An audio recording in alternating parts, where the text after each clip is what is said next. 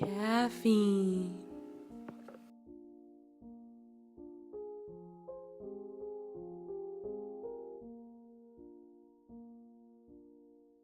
I think it's time we educate the youth. Caffeine is a chemical called trimethylxanthine, and it is found in cocoa beans, coffee beans, and tea leaves, and it is a central nervous stimulant. Normally, your body is sending signals between neurons. So there's a presynaptic neuron and a postsynaptic neuron. The presynaptic neuron has neurotransmitters, and in this case specifically, it's adenosine neurotransmitters. As adenosine is a substance that makes your body feel tired and prepares you for rest. These adenosine neurotransmitters are supposed to bind to the receptors on the postsynaptic neuron, and this is what makes your body feel so tired. When you consume caffeine, however, the caffeine molecules will bind to the receptors on the postsynaptic neuron, and this prevents the adenosine from binding.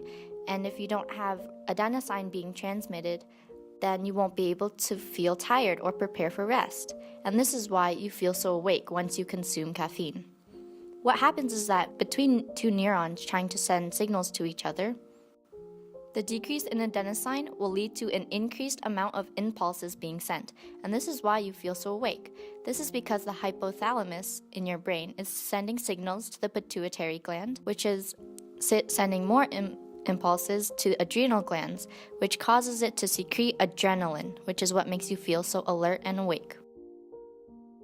On a daily basis, humans drink caffeine as a guilty pleasure. But do we know how much caffeine is present in the product? Caffeine laws are more strict compared to the US.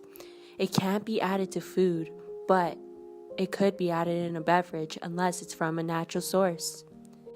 FDA regulations require companies to list the use of caffeine in their ingredients, but they never specify how much is in the product. Health Canada scientists did a study on caffeine consumption and concluded that the average adult should have either a daily intake at dose levels of 400 milligrams or less. If more, it could lead to negative effects.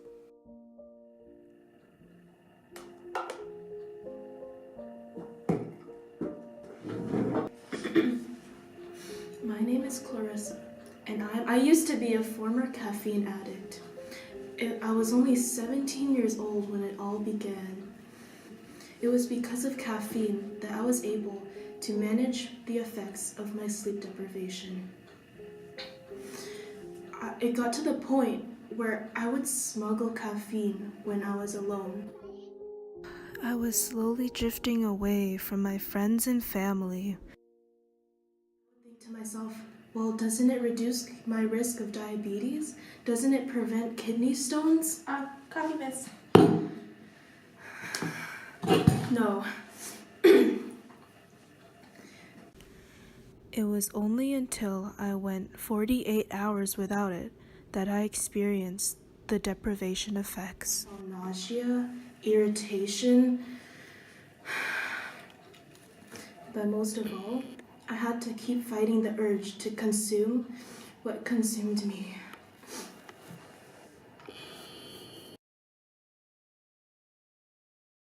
Brought to you by the ALEX.